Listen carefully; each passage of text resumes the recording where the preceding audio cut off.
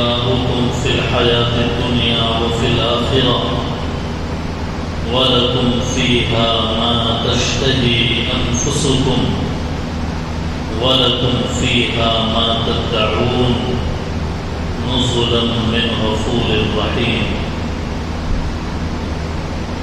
وقال الله تعالى والذين جاهدوا فينا لنهدينهم سبلنا وإن الله لمع المحسنين. وقال النبي عليه الصلاة والسلام احفظ الله يحفظك احفظ الله تجد تجاهك أو كما قال عليه الصلاة والسلام. سبحانك لا علم لنا إلا ما علمتنا إنك أنت العليم الحكيم. سبحان ربك رب العزة عما يصفون وسلام على المرسلين والحمد لله رب العالمين.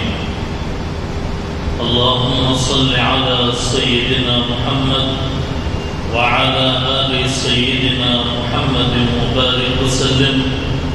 اللهم صل على سيدنا محمد وعلى آل سيدنا محمد وبارك وسلم.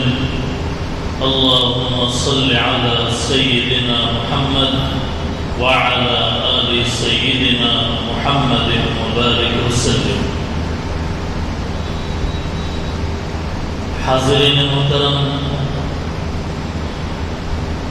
سامعین عالی مقام،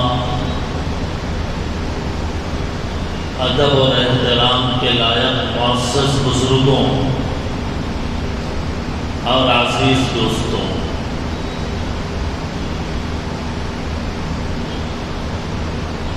رمضان المبارک سے پہلے والے جمعے میں ہم رمضان کا استقبال کیسے کریں اس عنوان پر بیان ہوا تھا۔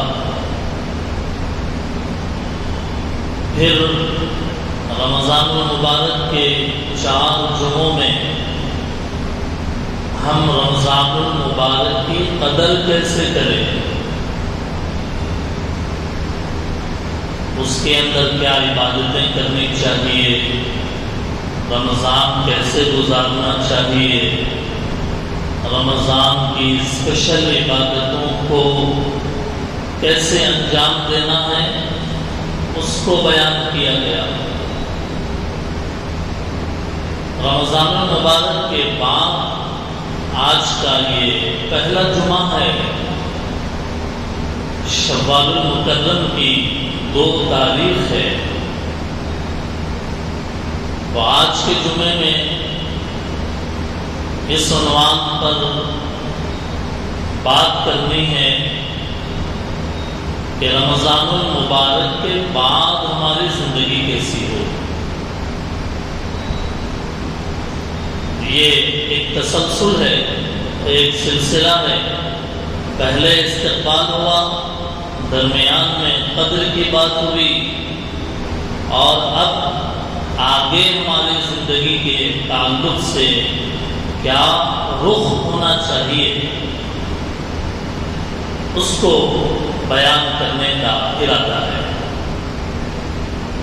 دعا فرمائیں کہ اللہ تعالیٰ حق بات، حق نیت اور حق طریقے سے کہنے کی، سننے کی اور ہم سب کو عمل کرنے کی توفیق عطا فرمائے۔ محترم بزرگوں، رمضان کا مہینہ تو گزر گیا، رمضان کا مہینہ تو گزر گیا، ایسی حالت میں گزرا، ایسی حالت میں ہم سے رمضان جدا ہوا، الوداع ہوئی رمضان کی، کہ کچھ لوگوں کے دل تو ابھی تک افسوس میں ہے کہ اتنا مبارک مہینہ گزر گیا، ختم ہو گیا، کاش کے کچھ اور دن باقی رہتے تو عبادت کرنے کا موقع ملتا، کاش کے کچھ اور راتیں باقی رہتی، اللہ تعالیٰ کو اور راضی کرنے کی محنتیں کی جاتی۔ کچھ لوگوں کے دل کی حالت تو یہ ہے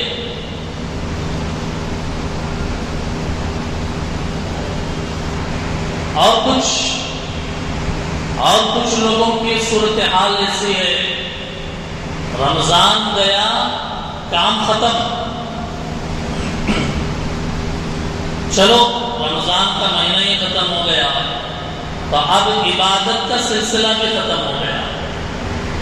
کسی کے ذہن میں یہ بات بھی آ سکتی ہے کہ جب تک رمضان کا مہینہ تھا فجر کی نماز پڑھتے تھے، اب آگے چھٹی،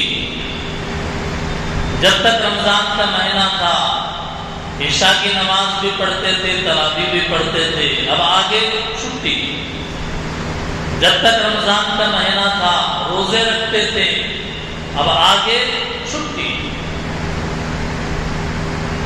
کچھ لوگوں کا مائنڈ سیٹ ایسے کہ آگے کوئی پھر رمضان آئے گا تو دیکھیں گے، پھر رمضان آئے گا تو نمازیں پڑھیں گے، تلاوت کریں گے، تراویح پڑھیں گے، صدقہ خیرات کریں گے، پھر رمضان آئے گا تو عبادت کریں گے، پھر رمضان آئے گا تو قرآن کھولیں گے۔ دوستوں اور بزرگوں، پہلے لوگ کہ جن کے دل افسردہ ہیں اور افسوس میں ہیں وہ قابل مبارکباد ہیں، وہ ہیں کہ جنہوں نے رمضان کو سمجھا، وہ ہیں کہ جنہوں نے رمضان کی قیمت کو سمجھا اور سمجھ کر اور دل کے اندر جذبہ داعیہ پیدا ہوا، تو یہ قابل مبارکباد ہے۔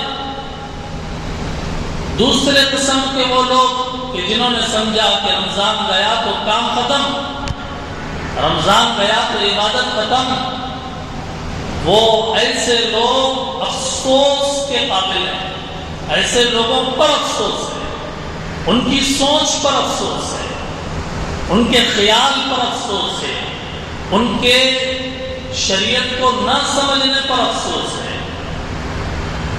اللہ کرے کہ ہمارا شمار پہلی قسم کے لوگوں میں ہو اور دوسری قسم کے لوگوں سے اللہ تعالیٰ اسی سوچ سے اللہ ہماری حفاظت فرمائے۔ بھائیوں، رمضان یہ صرف 30 دن کا ایک پریڈ نہیں ہے، وہ ایک دور کا، ایک مہینے کا خاتمہ نہیں ہے، بلکہ رمضان ایک دور کا آغاز ہے۔ رمضان کے بعد عید جو آتی ہے، عید الفطر، وہ ایک دروازہ کھول دیتی ہے، ایک دروازہ بند ہوتا ہے رمضان کے چلے جانے سے، اور عید الفطر سے ایک دوسرا دروازہ اوپن ہوتا ہے۔ دو دروازے، ایک دروازہ بند ہوا، دوسرا دروازہ کھلا۔ کیا مطلب یہ ہے کہ رمضان المبارک کے 30 دن یہ ایک ٹریننگ کلاسز تھے، ہر دن، ہر صبح، ہر شام ایک ٹریننگ کیمپ تھا۔ رمضان عبادات کی ٹریننگ اس میں دی گئی، روزوں کی ٹریننگ اس میں دی گئی، اللہ کے راستے میں خرچ کرنے کی ٹریننگ اس میں دی گئی۔ ہر عبادت کی ٹریننگ تھی رمضان میں۔ جب رمضان کا مہینہ ختم ہوا، ٹریننگ کلاسز کلوز ہو گئے، دروازہ بند ہو گیا، اب ٹریننگ نہیں۔ ایک دوسرا دروازہ کھلا، وہ دروازہ ہے کہ جو ٹریننگ تم نے رمضان میں لی، پریکٹیکلی اب سال کے 11 مہینے اس ٹریننگ لینے کے بعد تم اس ٹریننگ پر کیسے عمل کرو گے، یہ ایک دوسرا دروازہ کھل گیا۔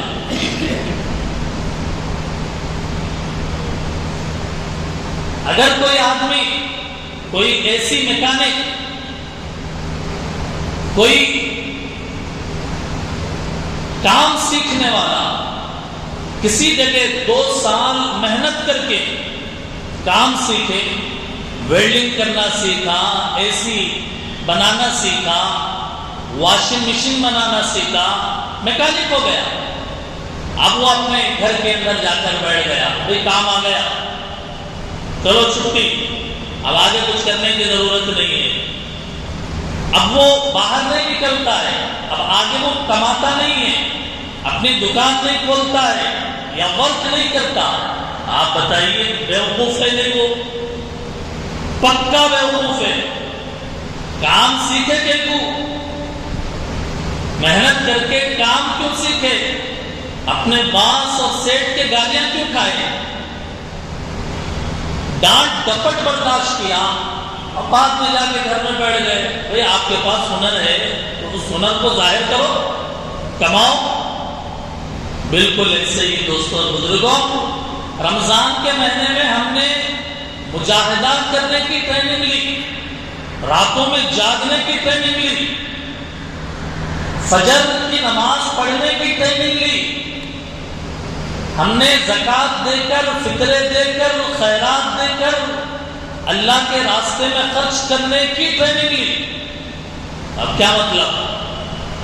اب اگر آگے 11 مہینے ہم فجر نہ پڑھیں، آگے 11 مہینے ہم تلاوت نہ کریں، آگے 11 مہینے گناہوں سے نہ بچیں، آگے 11 مہینے ہم اللہ کو راضی کرنے کی فکر نہ کریں، ہم تہجد نہ پڑھیں، اشراق نہ پڑھیں، چاشت نہ پڑھیں، بابین نہ پڑھیں، فرض نمازیں نہ پڑھیں، یہ ایسا ہی ہے جیسے ایسی میکینک اے سی کا کام سیکھ کر گھر میں بیٹھ گیا، آپ کا باہر ہی نہیں نکل رہا ہے، ٹریننگ تو لے لیا، آگے مظاہرہ نہیں کر رہا ہے۔ اسی لیے میں نے کہا رمضان کا مہینہ جب ختم ہوا تو ایک دروازہ ٹریننگ کا بند ہو گیا، اب دوسرا دروازہ اوپن ہوا کہ جس میں آدمی کو پریکٹیکلی وہ جو کچھ بھی اس نے ریاضت کی، مجاہدہ کیا، کام سیکھا، عبادت کا جذبہ اپنے اندر پیدا کیا، آگے کے 11 مہینے میں اسے کنٹینیو کرنا چاہیے۔ یہ خیال دماغ میں بٹھا لینا کہ رمضان صرف عبادت کا مہینہ ہے، یہ بہت بڑے نقصان کی بات ہے، بہت بڑا نقصان۔ صرف رمضان میں مسجدیں آباد کرنا یہ بہت بڑے خسارے کی بات ہے دوستوں بزرگوں۔ دوسری اہم بات یہ ہے کہ رمضان المبارک کے اندر اللہ کی جو رحمتیں برس رہی تھی، برکتیں نازل ہو رہی تھی، اب جنہوں نے صحیح معنی میں قدر کی ہے وہ یقین کریں ان کے سر کے بال سے پیشانی تک ابھی تک بھی وہ اللہ کی رحمتوں میں ہے، برکتوں میں ہے، اللہ کی عنایات میں ہے، نوازشات میں ہے۔ اب ان رحمتوں برکتوں کی حفاظت کرنا ہے، اس نور کی حفاظت کرنا ہے جو نور رمضان میں اللہ نے ہمیں عطا کیا، ہمارے دلوں کو اللہ نے جو نورانی بنایا، جو نور ہمارے دل میں اتارا، چہروں پر جو رمضان کی عبادت کا نور اتارا، اس کی حفاظت کرنا ہے۔ اس کی مثال ایسی ہے جیسے کوئی آدمی پیسہ کمائے، خوب کمائے پیسہ، لکھ پتی بن گیا، کروڑ پتی بن گیا، پیسہ خوب کمایا، آگے اس کی حفاظت نہیں کیا، آگے حفاظت نہیں کیا، مال خوب کمایا، محنت کیا، بہت اچھا ہے، لیکن مال کے آ جانے کے بعد، سونا چاندی کے آ جانے کے بعد کیا کرنا چاہیے؟ اس کی حفاظت کا بندوبست کرنا چاہیے، ورنہ جو مال کمایا، جو پیسہ جمایا، جو دولت اکٹھی کی، وہ ضائع ہو جائے گی۔ حفاظت نہیں کرے گا تو ضائع ہو جائے گا۔ بالکل ایسے ہی میرے بھائیوں، رمضان کے پورے مہینے میں ہم نے اللہ کی رحمتوں کو لیا، سمیٹا، اپنی جھولیوں کو بھرا، برکتوں کو لیا، اپنے دل کو نورانی بنایا، اپنے آپ کو اللہ کی مدد سے آراستہ کیا۔ اب ان رحمتوں کی آگے حفاظت کرنا ہے، ان برکتوں کی آگے حفاظت کرنا ہے، اس نور کی آگے حفاظت کرنا ہے۔ اور وہ حفاظت رمضان میں جو عبادتیں کرتے تھے وہی کنٹینیو کریں گے تو وہ رحمتیں، برکتیں، نورانیت کی حفاظت ہوگی۔ اگر وہ کنٹینیو نہیں کرے تو وہ رمضان میں جو رحمت، برکت ہم نے اپنے آپ میں لیا وہ ضائع ہو جائے گی، وہ نور، وہ ہیرا ختم ہو جائے گا۔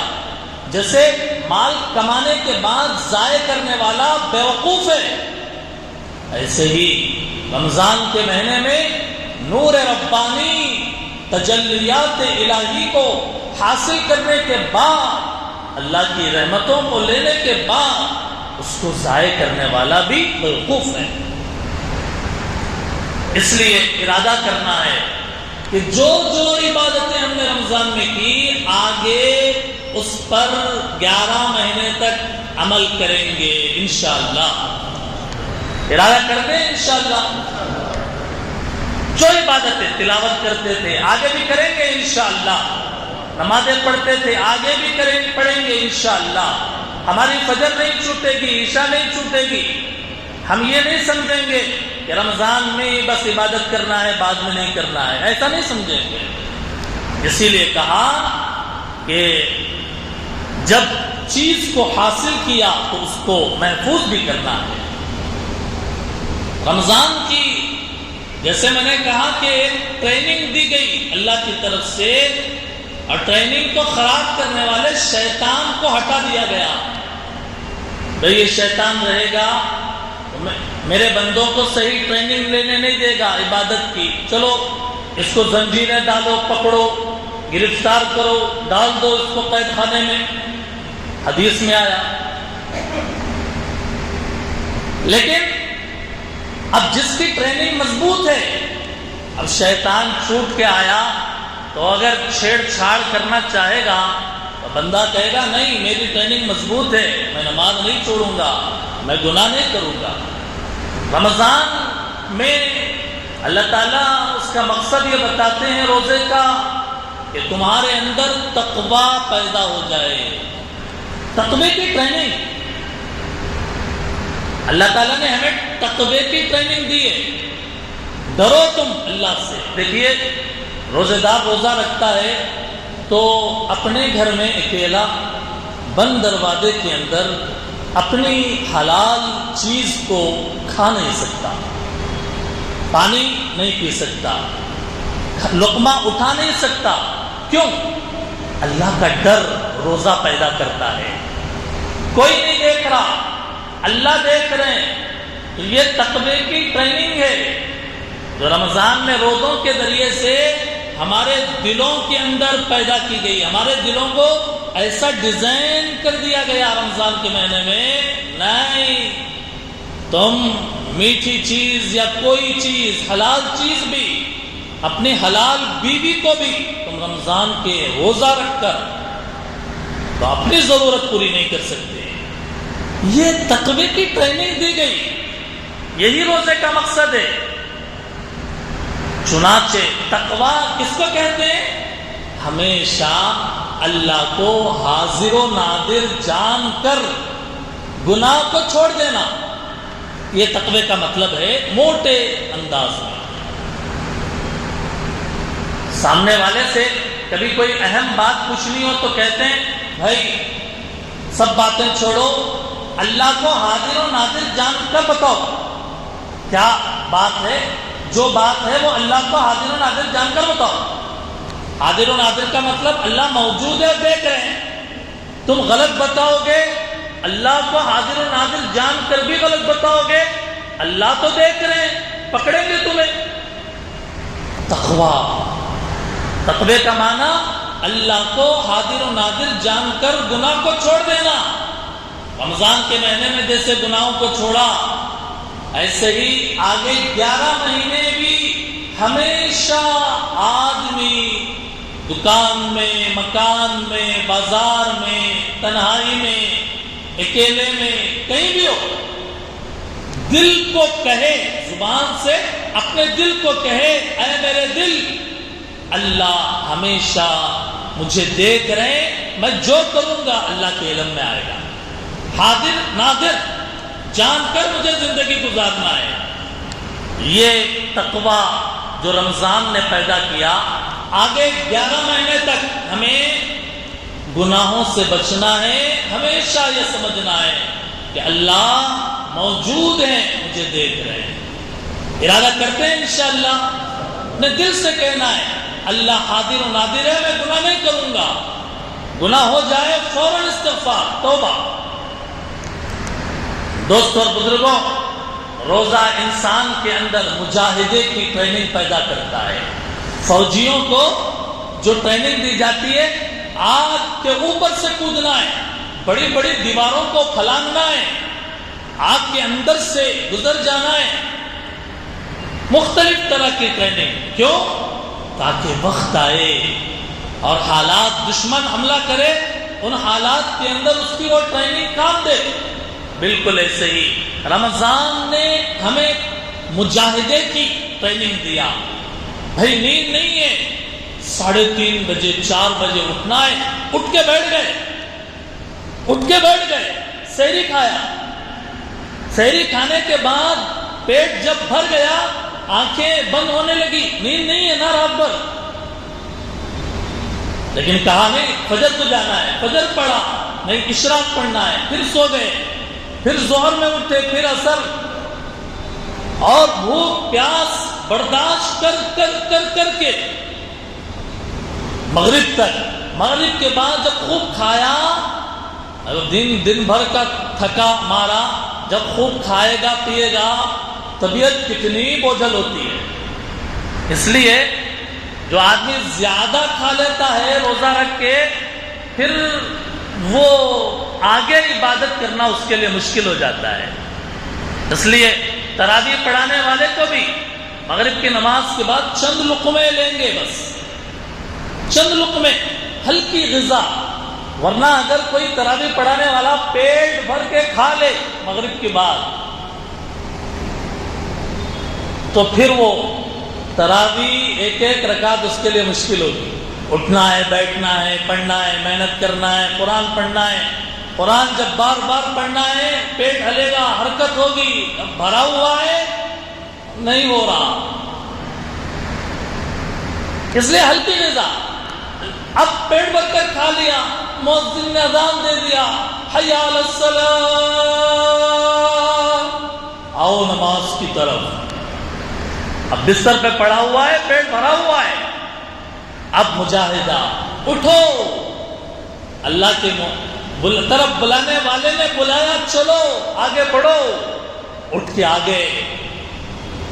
سال بھر 4 فرض پڑھنا مشکل ہو گیا، لیکن یہاں عشاء سے پہلے 4 سنت بھی پڑھ رہا، عشاء کی نماز کے بعد 2 سنت بھی پڑھ رہا، 2 نفل بھی پڑھ رہا ہے، 20 رکعت تراویح بھی پڑھ رہا ہے، پارہ 1.5 پارہ بھی سن رہا ہے، اس کے بعد 3 وتر بھی پڑھ رہا ہے. اوہو، 30 35 40 رکعت پڑھ رہا ہے. یہ مجاہدہ، یہ ٹریننگ کہ تم کسی حال میں نماز مت چھوڑو. بھوکے رہو تب بھی نماز مت چھوڑو، پیاسے رہو تب بھی نماز مت چھوڑو. کسی حال میں تمہیں نیند کا غلبہ ہے تب بھی نماز مت چھوڑو. یہ رمضان کی ٹریننگ ہے. عشاء مت چھوڑو، تم کسی بھی حالت میں ہو، عشاء مت چھوڑو. یہ رمضان کی ٹریننگ ہے، مجاہدے کی. دوستوں اور بزرگوں، ٹریننگ ہے. رمضان میں عبادت کیا تو یہ صرف رمضان کے چاند دیکھنے تک نہیں، استقامت ضروری ہے. استقامت، جم جانا. آج ہم سب ارادہ کریں کہ ہر عبادت پر ہم جمیں گے انشاءاللہ. ہر عبادت پر جمیں گے. آئندہ رمضان تک بھی ہم جو عبادتیں رمضان میں کرتے تھے آگے بھی وہ عبادتیں کریں گے انشاءاللہ۔ دوستوں بزرگوں، یہ رمضان جو گزر گیا، میں نے اپنی تقریر کے شروع میں کہا کہ کچھ لوگ یہ سمجھتے ہیں کہ جب رمضان گزر گیا کام ختم ہو گیا، عبادت ختم ہو گئی، اب ضرورت نہیں ہے عبادت کی۔ ایسے خیال ذہن میں لانا یہ بے دینی ہے، بلکہ ہم ہمیشہ کے مسلمان ہیں۔ اور دوستوں اور بزرگوں، بات یہ ہے کہ ملک کے حالات ایسے ہیں، دنیا کے حالات ایسے ہیں، آج مسلمان کو خواب خرگوش میں مبتلا نہیں رہنا چاہیے، اٹھنا چاہیے۔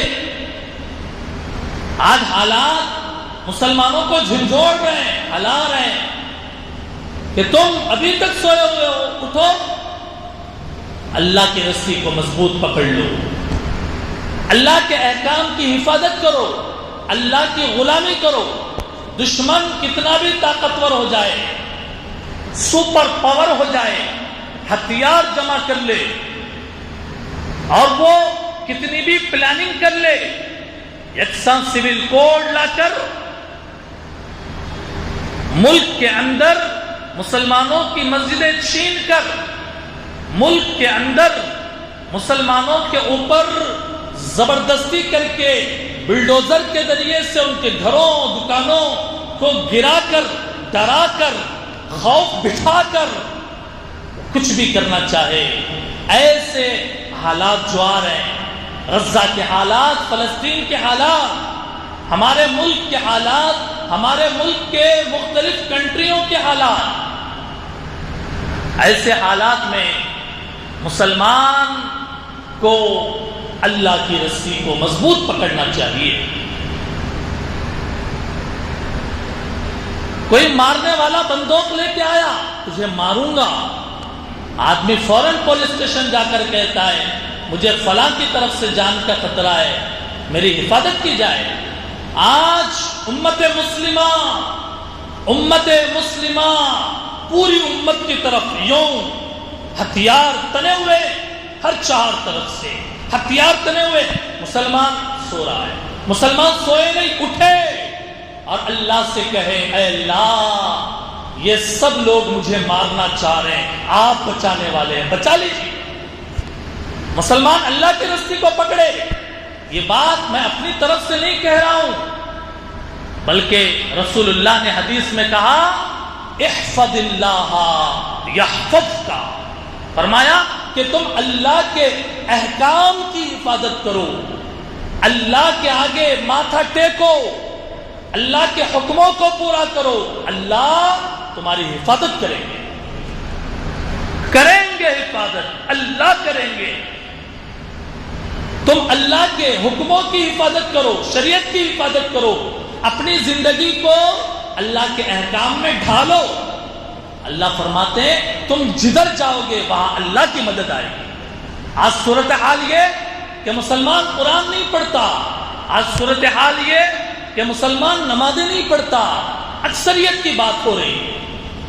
آج صورتحال یہ کہ اللہ کون ہے، اللہ کیا ہے، ان کی عظمت کیا ہے، ان کی بڑائی کیا ہے، ان کے احکام کیا ہے، مسلمان غافل ہے اس سے، اللہ کے احکام کو پورا نہیں کر رہا۔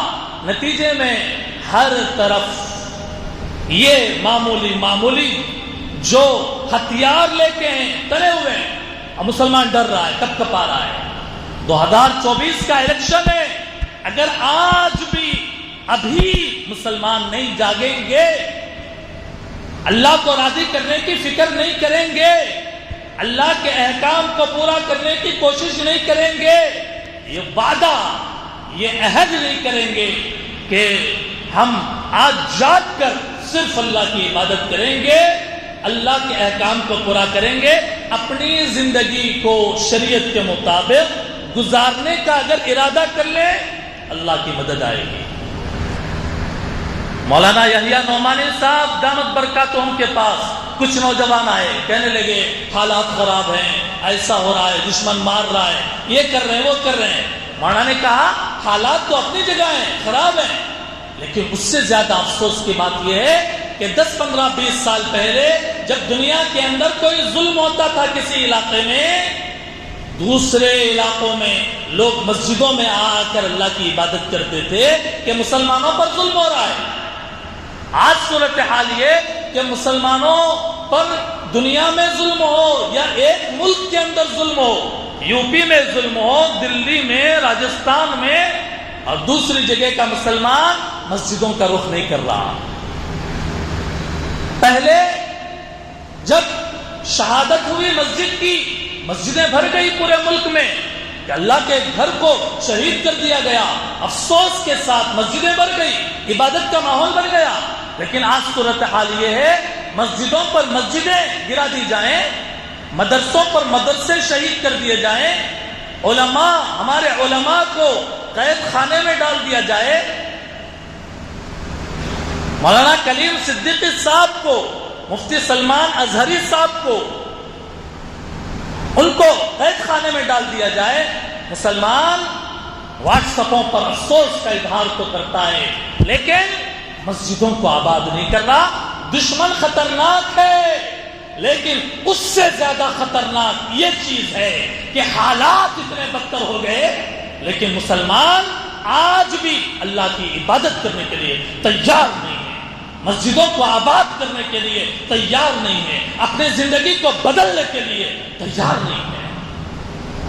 دشمن سے زیادہ مسلمانوں کا یہ طرز عمل، یہ طریقہ انتہائی خطرناک ہے۔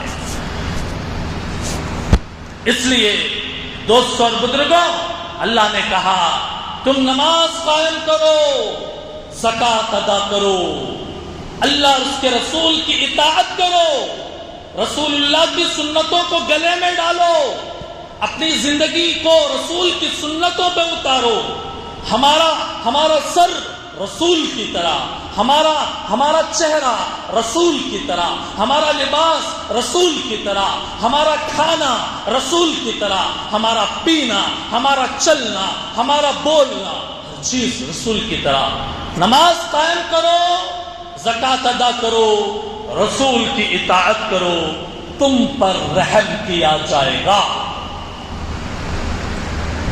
اور اگر نماز چھوڑ دیے، زکوٰۃ چھوڑ دیے، رسول کی اتباع نہ کرے، پھر اللہ کی طرف سے رحم کا وعدہ نہیں ہے، دشمن ماریں گے، پیٹیں گے اور پلاننگ کر کے منصوبے بنائیں گے اور پورے ملک سے مسلمانوں کی جڑوں کو یوں اکھاڑ کر پھینکنے کی پلاننگ کریں گے۔ مسلمان دیکھتے رہ جائیں گے جب تک مسلمان کے ہاتھ میں اللہ کے احکام کی رسی نہ ہو، ان کی زندگی میں رسول کا طریقہ نہ ہو، نماز کی دولت نہ ہو۔ دوستوں اور بزرگوں، دشمنوں کا حملہ ہوتا رہے گا، اس لیے ہم سب کو جاگنا ہے، ہم سب کو اپنے زندگی کو بدلنا ہے۔ رمضان میں جیسے ہم عبادتیں کیے، مسجدوں کا آباد کیے، آگے بھی کرنا ہے، کریں گے انشاءاللہ۔ دیکھیے، بولنا اس لیے ہے کہ ہم عمل کرنے کے اوپر آ جائیں۔ اللہ تعالیٰ سے دعا فرمائیں کہ اللہ تعالیٰ ہم سب کو اپنے آگے ماتھا ٹیکنے والا بنائے، 1 مہینے کے لیے نہیں بلکہ موت تک کے لیے۔ اللہ ہم سب کو اپنے آگے سجدہ کرنے کی توفیق عطا فرمائے۔ شاعر اسلام علامہ اقبال نے کہا تھا کہ جب تک تو اللہ کے سامنے سر جھکائے گا، تجھے اللہ کے علاوہ غیر کے سامنے سر جھکانے کی ضرورت نہیں ہوگی۔ وہ ایک سجدہ جسے تو گراں سمجھتا ہے، وہ ایک سجدہ جسے تو گراں سمجھتا ہے، 1000 سجدوں سے آدمی کو دیتا ہے نجات۔ ایک سجدہ اللہ کے آگے، نمازوں کا سجدہ اللہ کے آگے کریں، پھر کسی غیر کے سامنے ہمیں سر جھکانے کی بھی ضرورت نہیں پڑے گی۔ اللہ تعالیٰ پوری امت کی ملت کی حفاظت فرمائے۔ وآخر دعوانا ان الحمد للہ رب العالمین۔